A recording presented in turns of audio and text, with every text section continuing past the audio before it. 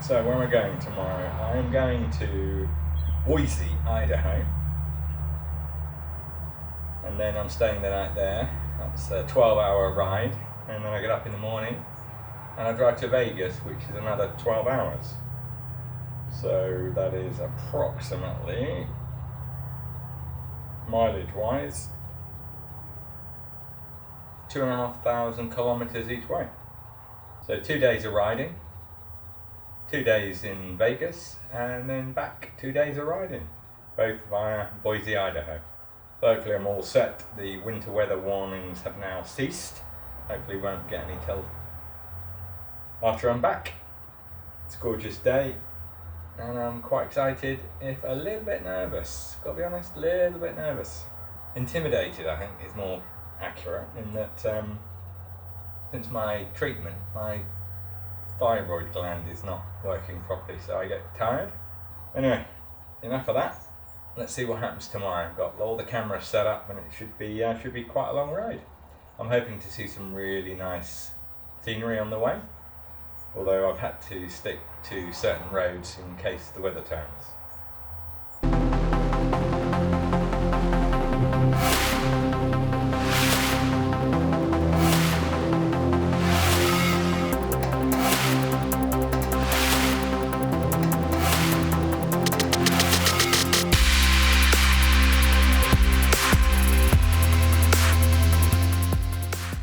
Start up the bike, and you'll see me get ready. You'll hear the noise, but don't worry about it.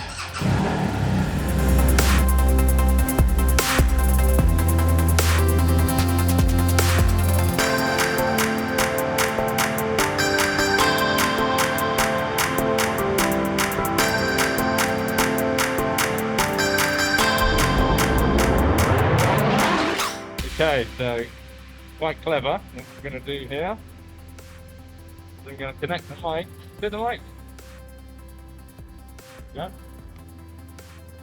See how that sounds with this mouthpiece on. Down comes the visor.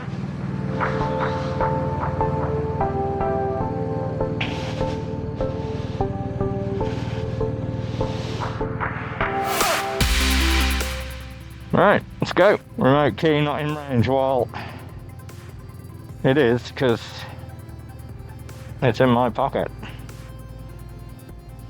BMW? Seriously? Come on. Join? I mean, seriously. You couldn't make this shit up. You gotta leave, fucking hell. By the time you get going, it'll be time to come home. Right, let's go. Bloody Nora.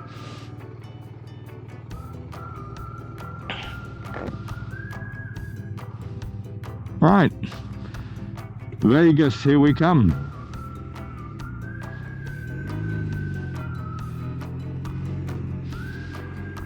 Now this jacket's better for long distance travelling, but my neck movement's not brilliant. It's quite restrictive.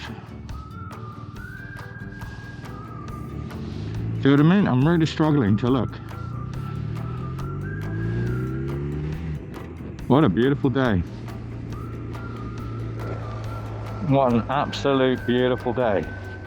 Now I was worried about being cold, because it said sort of around 0 degrees going through Big White, or past Big White.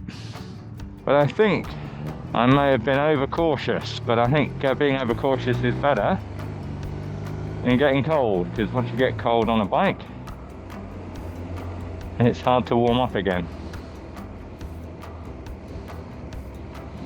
You have to stop and warm up, and it takes quite a while, and you obviously are losing your travel time. Okay, so what am I doing? I'm riding an R1250 RT 2021 from Kelowna, British Columbia. Same sort of latitude as Vancouver. All the way to Las Vegas, and I'm stopping one night in Boise, Idaho. Well, with a name like that, you've got to go to Boise.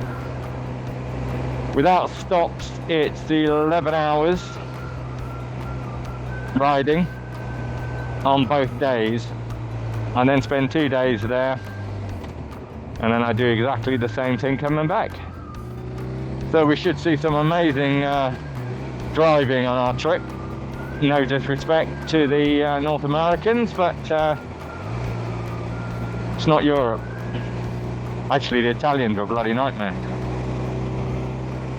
I rode through Europe last year, and it was such an interesting experience seeing the different standards of driving. Germany and Austria fantastic, France goodish, UK good, Italy a nightmare, Spain a nightmare.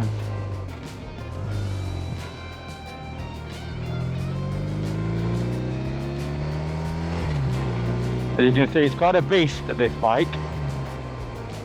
It's very comfortable, but I'm getting used to these new boots. Now all week I've been having weather warnings, like flood warnings and winter storm warnings. But today we're fine. You gotta love Canada. Well, particularly this part. The weather is gorgeous, the scenery is excellent.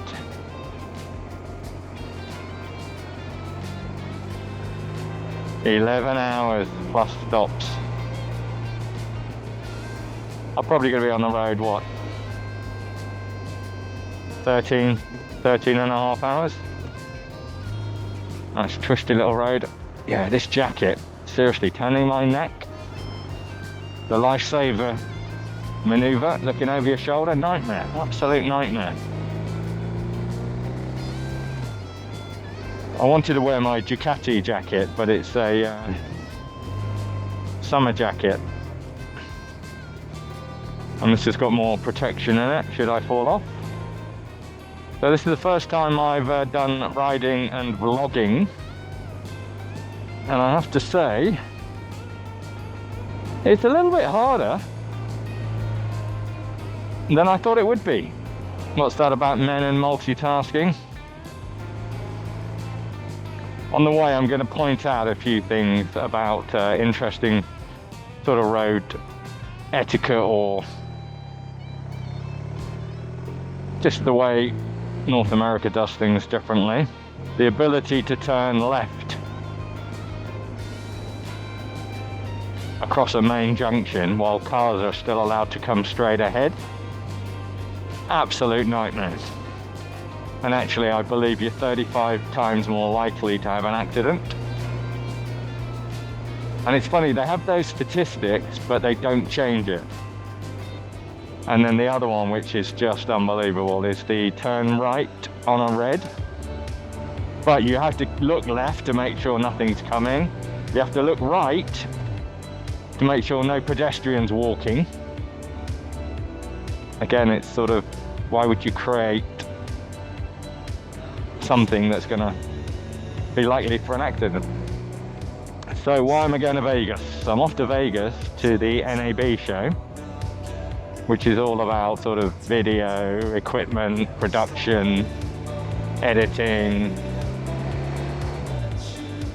And I've wanted to go for years, and I kind of thought I'd use this as an excuse to see what my stamina's like, having had my little medical setback. For those that don't know, it was 7 weeks of radiology on my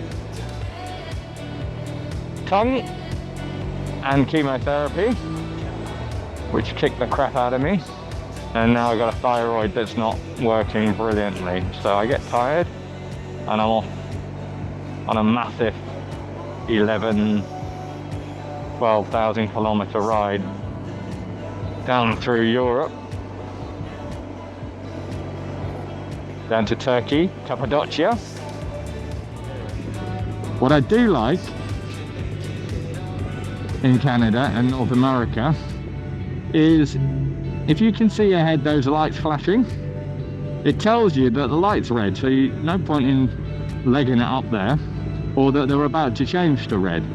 And now they've gone out, and now they're coming back on again, so there's no point in me accelerating because they're going to change. That was good, that was perfect. That kind of shows you, which I think is clever. I won't be full of bullshit. I've got to be honest, I'm a little bit mildly intimidated by the sheer distance I'm going. I've done longer, but that was before all of this medical crap. But it's why I'm doing it.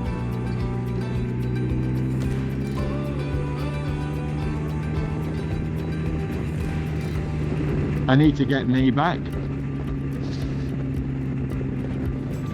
You know, I'm lucky to have some really nice bikes. I've got a Ducati Diaval V4, the new one, in the UK. But what I will say is, it's a bit like having a convertible. Once you've got one, does it really matter what it is? The fact that you've got a bike and you can ride and enjoy this feeling. It doesn't matter whether it's 5 grand or 50 grand. The enjoyment that you get from it is the same.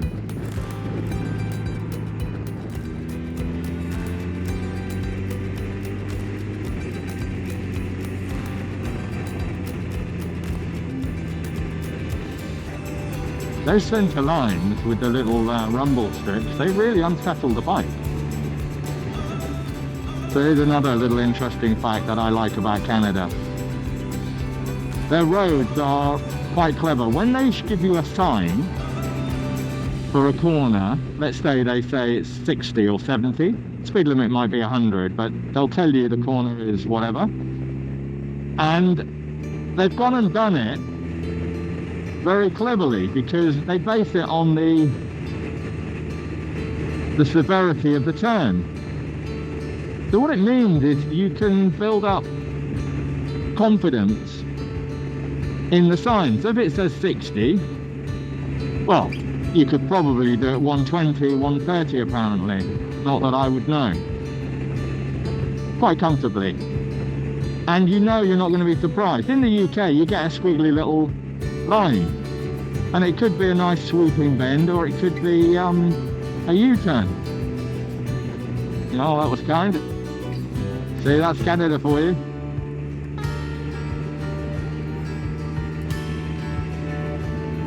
Although what he doesn't realise is I should not be overtaking on doubles, yellow line. And it's frustrating because I don't want to. But then you feel bad for not making the most of their thoughtfulness. It's an absolutely gorgeous road. And for all of those people out there that say they don't love cruise control, get over yourself, it's absolutely brilliant. When you're doing long journeys, and on this bike it's also intelligent cruise control. So I can set it and sit behind this car, and if it brakes, the bike will brake. No, on and off. Absolutely brilliant. But then not many people ride 11 hours plus. So these microphones are tickling my nose. Because I've got the wind muffs on. Easy. Come on, this is beautiful.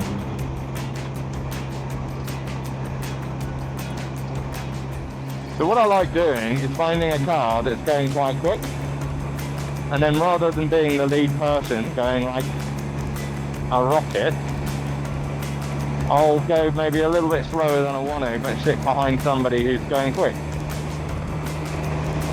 with a view that they'll get stopped for speeding and they'll get caught in the trap before I do. It is quite a nimble bike, but you do have to get it all lined up before the corner, because you can't just go and correct it halfway through. I mean, where in the world you get to cruise like this? Not many places. I'd imagine there's parts of Australia, certainly not in the UK or Europe in general.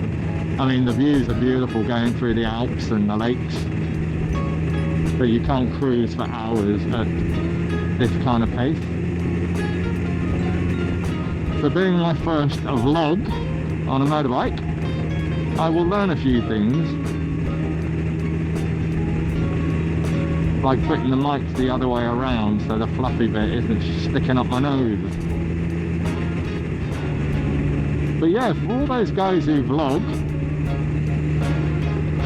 on their motorbikes, yeah, hats off to you, because it's a little bit more tricky than I thought. Now I've got the bike in road mode, but I think I'm going to change it to dynamic, given the pace I'm doing. It just wobbles a bit. So that 60 sign you can see there, that means you can do it in a car at least double. Not that you would, obviously.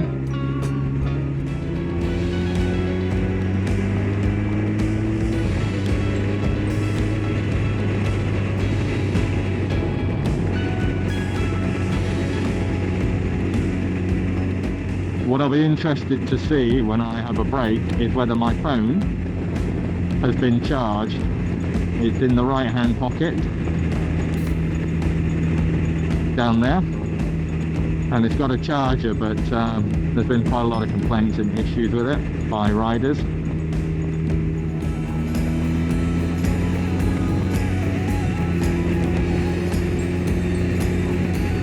What's that? Black something? Is it a cat or is it... Oh, look at that, what is that?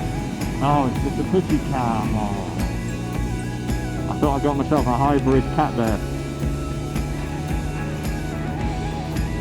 Whilst I love to see wildlife, I really do, when you're getting on with it, that's the thing that will probably kill me.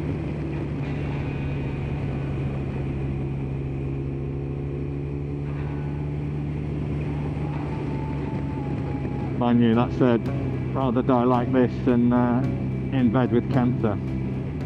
See, that's wobbling around. I definitely need it on dynamic. I'll change that when we stop. Not going to take my eyes off the road while I'm tootling along. So, do you want to be in a queue at the airport with everybody coughing over you?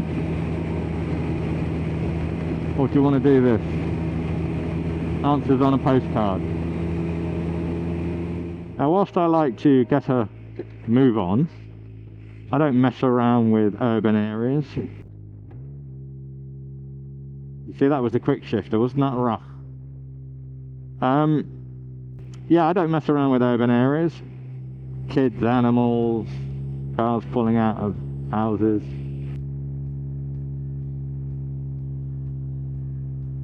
Time and a place. So here's a classic example of why the cruise control is brilliant. I'm sat behind this guy. Yep. Oh, you see, quick shifter, horrendous. I think maybe twisting the throttle. So I'm sat behind this guy.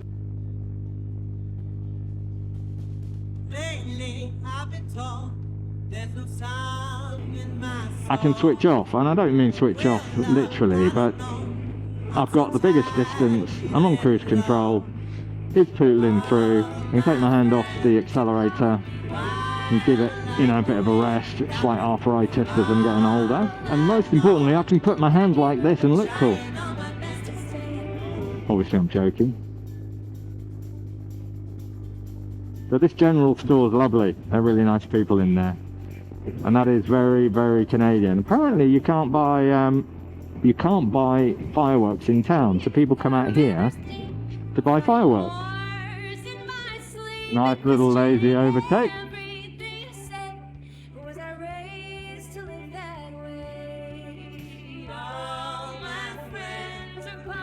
What I've also learnt in Canada, when you're getting a move on, come up behind cars slowly, don't surprise them, overtake them like that, pull away and then get back to your speed you were doing. Because I heard a story about a guy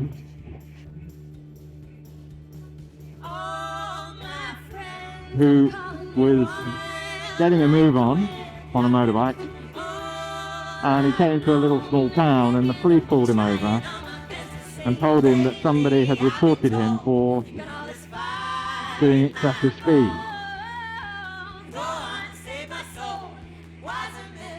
And obviously he said it wasn't him, but he did see a motorbike almost identical go past him.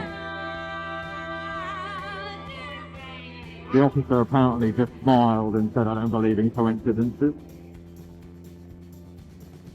Anyway, apparently when the guy got back and looked at his app, he'd been doing 212 kph. And that's what taught him and then me about overtaking and having a certain degree of using your brains and etiquette. And let's be honest, you come up behind a car really quick, you scare the crap out of them. Which is mildly funny, but not for them. What's the temperature? Oh, it's plus 9 degrees. Okay. It's warmer than I thought it was going to be. I've literally got 2 pairs of leggings on, 4 merino tops, wind cheaters, boots, merino socks, and a big old jacket. Yeah, it's wobbling too much. See that? You see me wobbling up and down?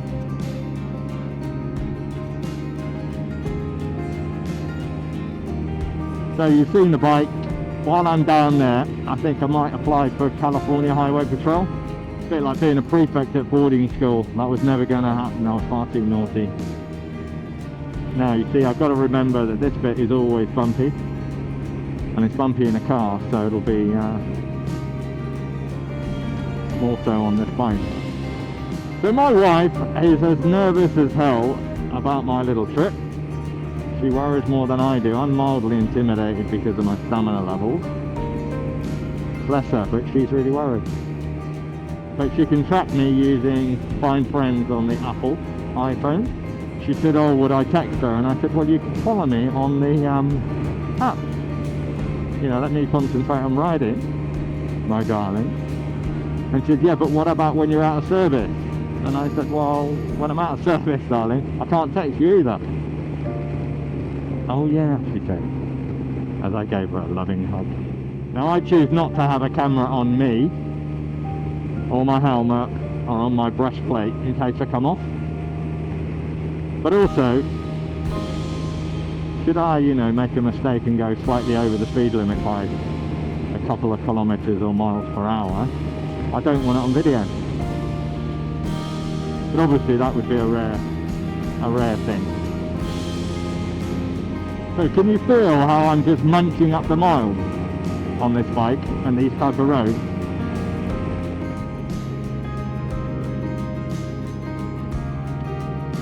It's like your own little track, isn't it?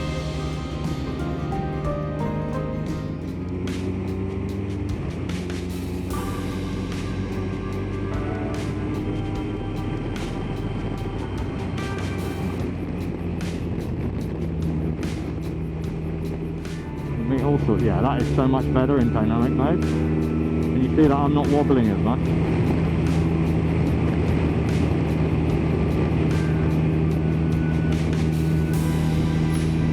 Yeah, a lot more planted. I need to get used to it a bit though. I mean, you can cruise at 90 all day long, which obviously I'm doing. I wouldn't be doing faster than that, because obviously it's far too windy.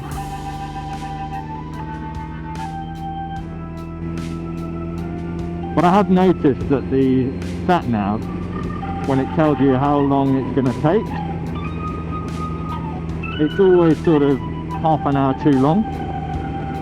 You know, for a 2.5 hour journey, it's sort of half an hour longer than it actually takes. So even though you do the speed limit the whole way and never go over,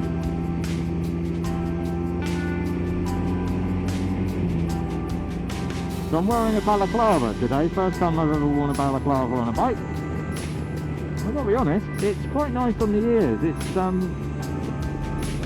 actually I'd probably say I prefer it to earplugs.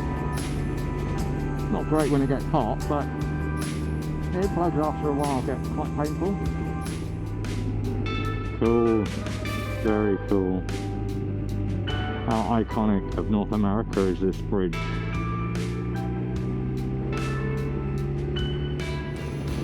I know it's tempting to overtake, but I'll try and be a good boy.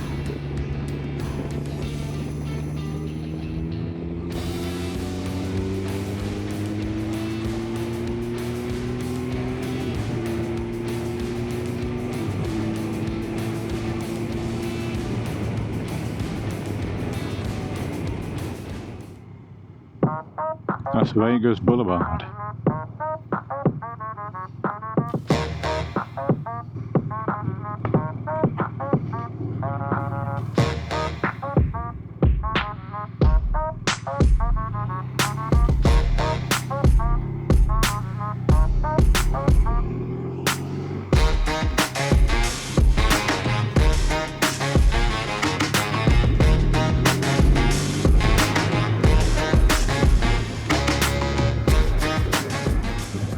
Okay, before I go to my hotel, I thought we'd do the strip on the left. Now, some of you don't know, but I actually got married in the Venetian in 2005. I sued Vegas because what happened in Vegas didn't stay in Vegas. We got divorced shortly afterwards. Two lovely kids and amicable. But yes, I got married in the Venetian. I'm looking forward to my bed, that's for sure. My backside is a bit raw after 2 days of constant riding. And there we go, the Bellagio.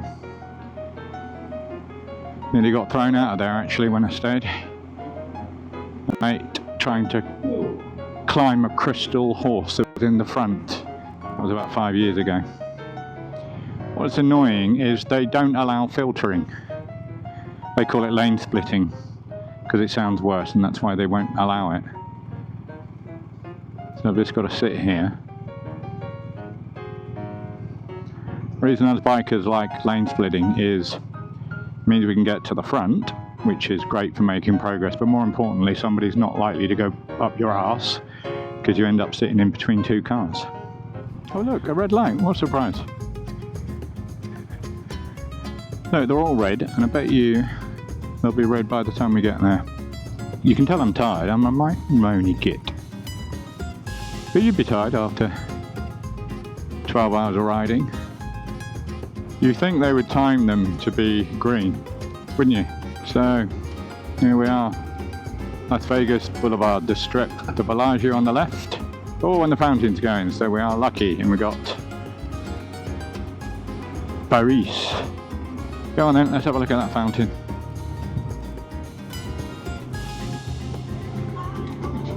Alright, Fontainebleau. And here we go. The Fontainebleau.